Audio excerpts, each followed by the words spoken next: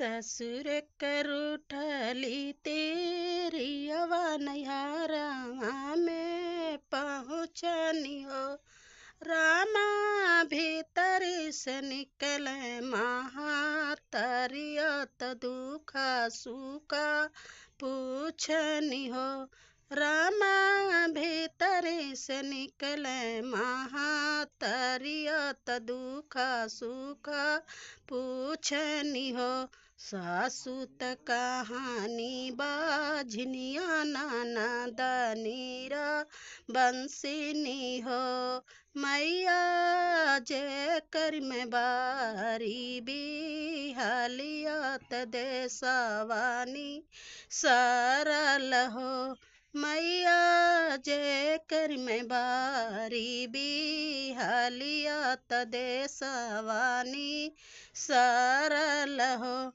मैया अपना शरण हम दे तू त गोबरा तुहरा काढ़ी त दुखा सुखा छूट जात हो।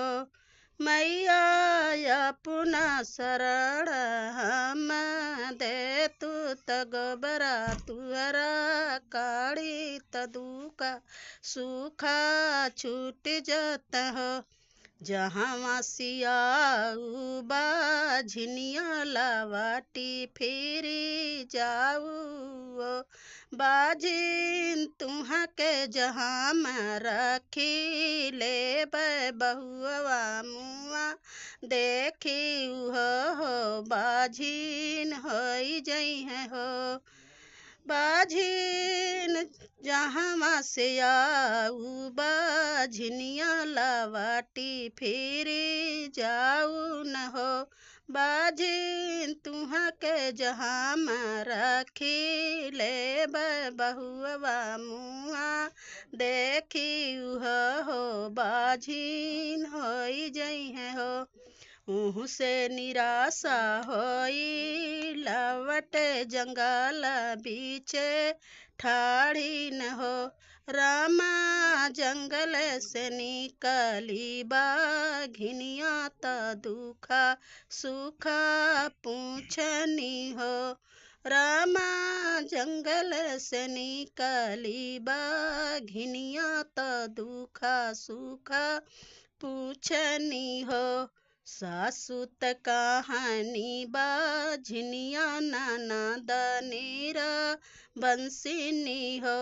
बाघिन जे कर में बारी बिहलियते देसा वानी सरल हो।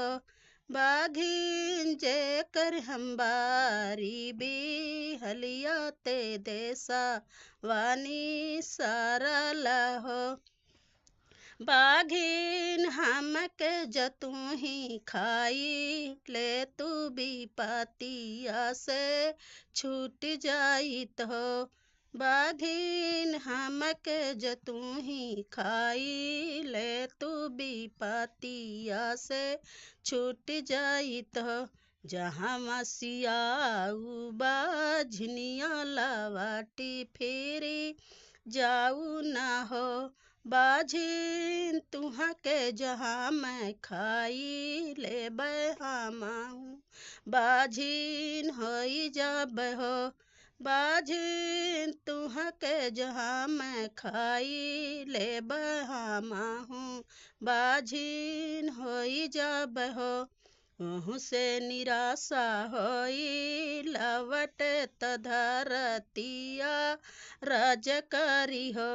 धरती अपना शरण हम दे तू समाई हम जाइत हो। धरती अपना शरण हम दे तू समाई हम जाइत हो। जहाँ सियाऊ बाझनिया लावाटी फिरी जाऊ हो। बाझिन हम ही जो फाटी आव जब समाई तू ही जाबू उसरा हम होई जब हो।